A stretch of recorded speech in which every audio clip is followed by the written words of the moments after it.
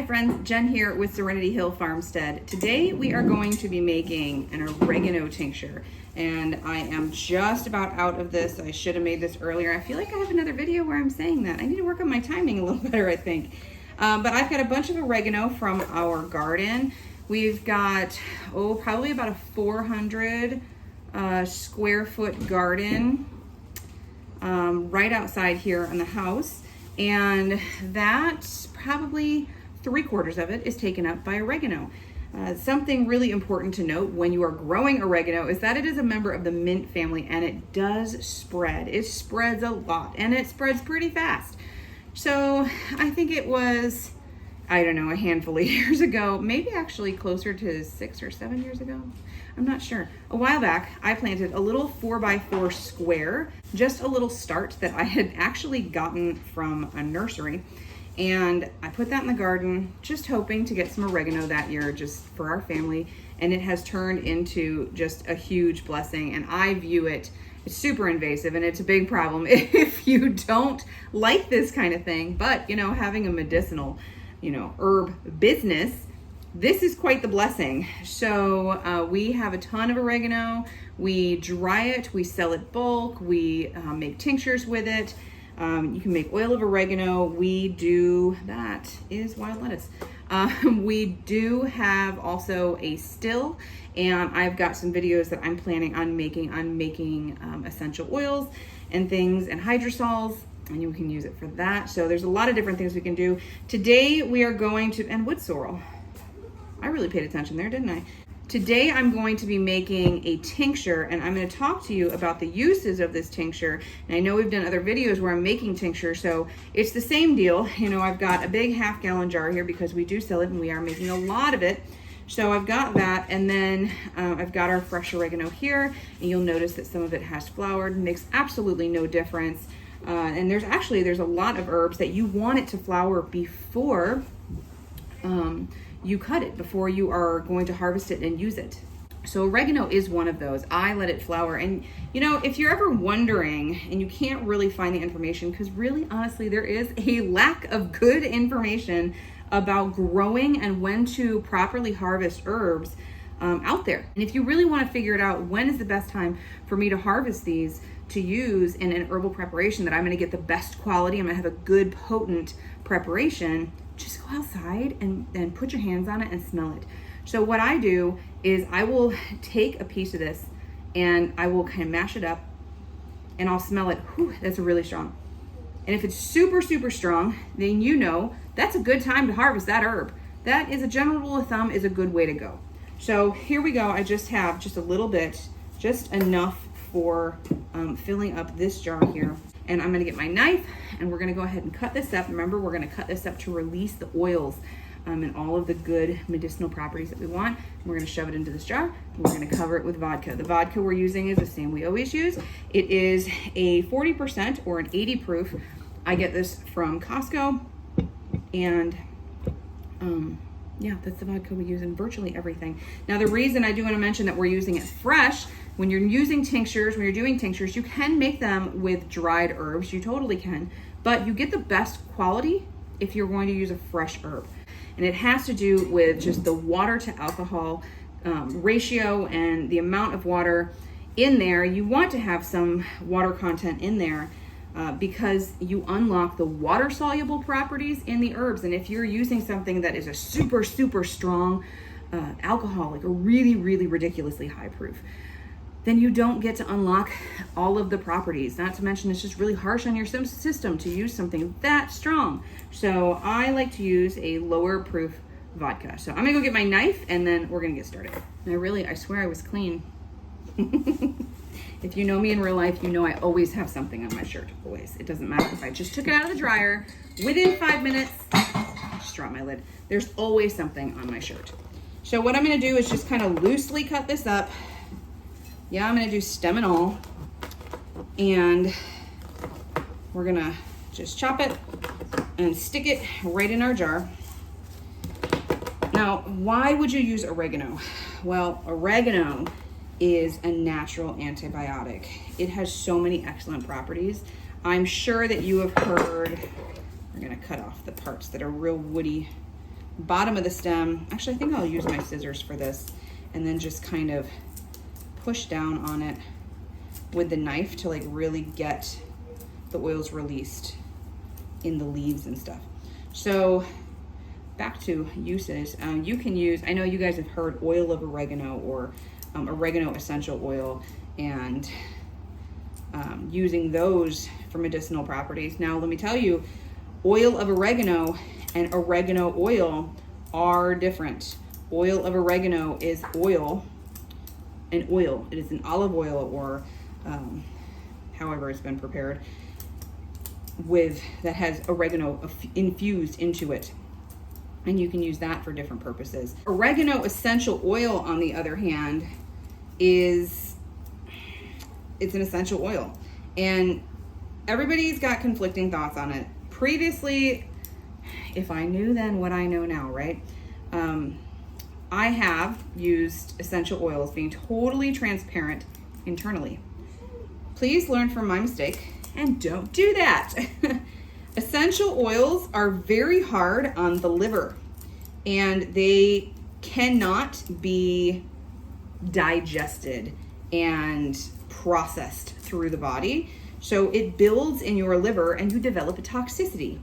So, you know, a drop in your water here and there, people think is no big deal. Just don't do it, because if it's something you think you're going to be doing regularly, certain things our body cannot process. You cannot get oils through your liver. So all of that to say, please do not ingest oregano essential oil or really any other essential oils. They're just not good for you, so don't do it. So how do we use oregano? Well, first off, of course, you're going to use oregano. Here we go. It's all chopped up and nice and bruised. So I'm gonna go ahead and I'm gonna start packing my jar. First, I wanna work on getting some of these thicker stems out because we don't need those and it's just gonna take up space in our jar. When we would use oregano, like I said, is a natural antibiotic. Excuse the coughing asthmatic child in the background. Oregano is a natural antibiotic, and it's fabulous for if you feel like you're coming down with something, you know you've been exposed to something, and you feel like you're gonna get it, start the oregano tincture. You definitely can use it as a kind of preventative, trying to help you from getting sick. However, and this is where I like to say there is a balance between herbalism and allopathic healthcare. They can work together. We don't have to say, oh, here's your oregano, you can go ahead and use this as an antibiotic and you'll be fine, it'll cure everything. No, it doesn't work like that. It can absolutely help you get over something. It can absolutely help you in healing a bacterial infection of some sorts. Specifically, oregano works really well in digestive and respiratory infections. It's fabulous there, but that doesn't necessarily mean it begins and ends with it. Sometimes when we are starting a sickness, if we start with our herbal preparations early enough, we can nip it, we can get over it, and that's all we need. But if you wait until you're really sick and then you start this, it's not going to do a whole lot for you. I mean, yes, it'll help bring down your viral load, bring down, kill part of that bacteria. But if it's really systemic and going through your entire body, you may need an antibiotic. You may need to, involve pharmaceuticals. And that's why I'm always saying, herbalism and allopathy totally can exist together. They need to exist together. They should exist together. They both have a time and a place. So we are going to use, first I'm going to cram this into my jar while I'm telling you the rest of this. We are going to use this particular tincture. What we use it in our family for is, like I said, any kind of stomach issue. Like if we have, let's see, okay, here's a good one. If we have, say the stomach flu, that would be a good thing to start taking oregano tincture for. And it's not like this big preparation that you're going to have to drink a tea. Have you tried to keep down a tea that has a strong aromatic like oregano in it? Good luck. good luck when you have the stomach flu. It's not going to go well. And when you are using this, you can definitely put it under your tongue, just straight underneath your tongue. That is called sublingual, and it is one of the fastest rates of absorption in the body. However, it's also very, very delicate tissue in there, and this is vodka. So I like to put it in like a little shot of water. But like I said, if you've say got the stomach flu and you can't keep anything down, that route of delivery sublingually underneath the tongue is a really good way to still get that herbal preparation, that herbal medicine into your system fast without, risking throwing it up and then you don't get anything in there. So we're gonna go ahead and add the vodka now. This also has a little bit of an expectorant property in it. It's good for, that's what makes it good for those, also knocking down any kind of respiratory bacteria happening in there, but also helping clear the lungs and the throat. You know, when you get that, when you've got that sickness and, ooh, are we gonna make it fit? Is it gonna fit? It's gonna fit. Oh, I love when the whole thing fits in there. There we go. Shaking it up good. But what I was saying about the respiratory, so, you know, when you get that, like, when you have that respiratory infection, how sometimes it can settle in your throat and your upper respiratory and your upper airways there, and this can help clear that out. It's really good also paired with, if you know it's a bacterial infection in your lungs, also pair that with the respiratory support things. Mullein, I've done a couple videos on mullein. Elecampane is another really strong, really powerful expectorant. I love that one. And, you know, oregano together. Hyssop is another really good respiratory one, but this definitely would be a good choice for a respiratory infection. It would also be a really good choice for like throat infections, like a tonsillitis, a fungal infection. This would be really good for a fungal infection. So let's talk about the properties since we're talking about that. So the properties that it has, I already mentioned that it's antibacterial, it's also antifungal, it's antiviral, it's an expectorant, it's an aromatic, and any herb that it has a super, super strong smell that is an aromatic. So this is gonna sit for, I would say 5-6 weeks. I'm gonna go ahead and label the top. I gotta find my marker.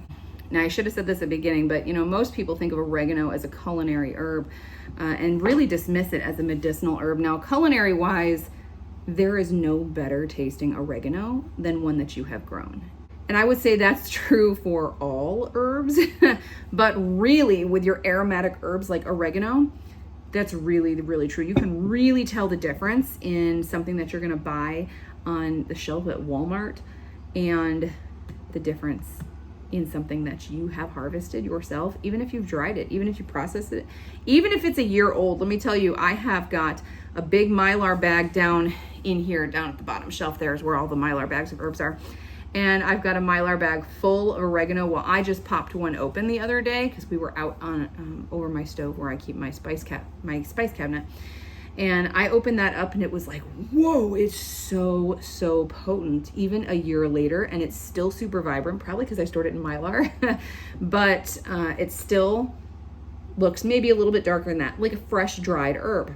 So if you do want to pick your oregano and keep it just for culinary use, first off, I don't know why you'd be watching this video, maybe out of curiosity, who knows, but you can totally just dry it in small bundles and you can air dry it. Just make sure you keep it out of direct sunlight and you keep good ventilation on it, and it'll be dry probably in 24 hours, maybe 48, just depending on how much airflow. I keep several fans going in my dry room, formerly known as my dining room. And it usually takes just a couple days to really get a whole room full of herbs to dry. I mean, it really could not get any easier. And I have paint on me, man. I'm just coming to you all fancy today. I've got my hat on. I didn't take a shower yet today. I've got paint here. I don't know what this is. And I've got my arthritis glove on because it's been a rough couple days. But that's okay. We're still getting it done, right? So that is pretty much all I have for you on oregano. Aside from how beautiful it is, I never get sick of the jars filled up and infusing. It is my absolute favorite. It's all my favorite. You hear me talk about that with everything. So if you want to learn a little more about oregano, I'll have all the facts, all of the science behind it, all of the good juicy details over on the website. You can go ahead and click down in the description box. I've got a link for that, and we've got a link to our farm store. I've got a big remodel happening on our website. I have hired someone, a wonderful virtual assistant. Her name is Dee from Porter Homestead. If you are in the market for a VA, she is phenomenal. She is absolutely phenomenal. Love her. She is revamping our entire website and making it absolutely gorgeous and way more functional, so we can do even more things, and I can get tinctures and salves and more educational products and all sorts of things out there for you guys. If you're interested, go ahead and check that out, and you can subscribe to it. It's just the email list, and I will let you know when things are up and ready and available. And don't forget, we also have courses on our website now. We put out the herbal gut a couple months ago, and it's going really well. I'm getting really good feedback. You guys have loved it, and I am so thankful for the support on it. But we've got more courses coming up soon, and we've got an herbal preparation recipe book out. So there's lots of things happening over there. So if you haven't checked it out, go ahead and click that link and check it out and drop your email there so I can just keep you up to date on all of those things happening.